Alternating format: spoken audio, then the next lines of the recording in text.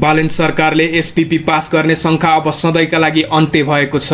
नेपाल सरकारले कुनै पनि बाहिरी सैन्य गठबन्धनमा सहभागी नहुने स्पष्ट नीति लिएपछि एसपीपी पास हुने सम्भावना टरेर गएको हो। लिखित प्रतिबद्धता सार्वजनिक गर्दै सरकारले कुनै पनि सैन्य गठबन्धन र हात हतियारको दौडमा आफू नलाग्ने स्पष्ट सन्देश दिएको छ। सरकारले अब विद्यालय तहमा नैतिक शिक्षा अनिवार्य गर्ने निर्णय गरेको छ। शिक्षा प्रणाली मार्फत विद्यार्थीमा अनुशासन, जिम्मेवारी र सामाजिक मूल्य मान्यता विकास गर्ने उद्देश्यले यस्तो नीति ल्याइएको सरकारको भनाइ छ। यस निर्णयले विद्यार्थीहरूको चरित्र निर्माणमा सकारात्मक प्रभाव पार्ने अपेक्षा गरिएको छ। सभामुख डीपी अर्यालसँग सम्बन्धित गाडीलाई ट्राफिक प्रहरीले चिट काटेको छ। थापाथली क्षेत्रमा ट्राफिक नियम उल्लङ्घन गरेको आरोपमा उक्त गाडीलाई कारबाही गरिएको हो। सभामुखको गाडीसँगै अगुवा र पछुवा गरी 3 वटा सवारी साधनलाई चिट काटिएको प्रहरीले जनाएको छ। ट्राफिक नियम उल्लङ्घन गर्दै उक्त गाडी सिंहदरबार पुगेपछि ट्राफिक प्रहरीले सिंहदरबारमै पुगेर चिट काटिएको जानकारी दिएको छ। ट्राफिक प्रहरीको यो कदमलाई तपाईँ कसरी लिनुहुन्छ कमेन्ट गर्न भने नभुल्नुहोला।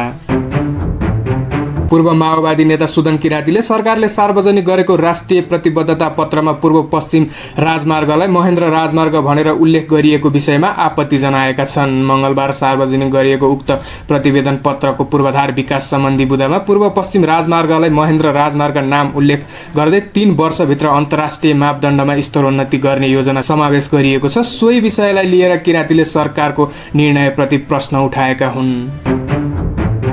हर्क साम्पाङले पूर्व पश्चिम लोकमार्गको नाम परिवर्तन बारे टिप्पणी गर्दै यसलाई यलम्बरको नाममा राख्नुपर्ने सुझाव दिएका छन्। उनले सामाजिक सञ्जाल मार्फत प्रतिक्रिया दिँदै महेन्द्र हाइवे भन्दा पनि यलम्बर हाइवे राख्न पाए राम्रो हुन्थ्यो भन्ने अभिव्यक्ति दिएका हुन्। सरकारले सार्वजनिक गरेको राष्ट्रिय प्रतिबद्धता पत्रमा पूर्व पश्चिम लोकमार्गलाई 3 वर्षभित्र अन्तर्राष्ट्रिय मापदण्ड अनुसार स्तर उन्नति गर्ने लक्ष्य राखिएको छ। यो योजनामा पूर्व पश्चिम लोकमार्गलाई महेन्द्र राजमार्गको नाम दिएको छ।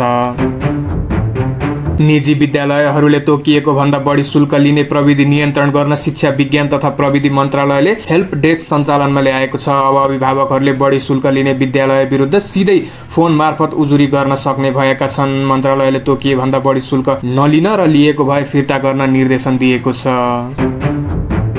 बालेन सरकारले आएर गरेको परिवर्तनहरू देखिन थाल्यो। मकवानपुरका सेवाग्राहीहरूले अब राहदानी लिन जिल्ला प्रशासन कार्यालय धाउनुपर्ने बाध्यता हटेको छ। जिल्ला प्रशासन कार्यालय मकवानपुरले हुलाक सेवा मार्फत राहदानी सिधै घर घरमा पुर्याउने सेवा सुरु गरेको छ। अब बिस्तारै यो सेवा देशभरि लागू हुने अपेक्षा गरिएको छ। सरकारले 2062-63 देखि 2082-83 सम्म सार्वजनिक पद धारण गरेका राजनैतिक पदाधिकारी र उच्च पदस्थ कर्मचारीहरूको सम्पत्ति जाँचबुझ गर्न विशेष आयोग गठन गरेको छ। मंगलबार बसेको मन्त्री परिषदको निर्णय अनुसार पूर्व न्यायाधीश राजेन्द्र कुमार भण्डारीको संयोजकत्वमा 5 सदस्यीय आयोग गठन गरिएको हो।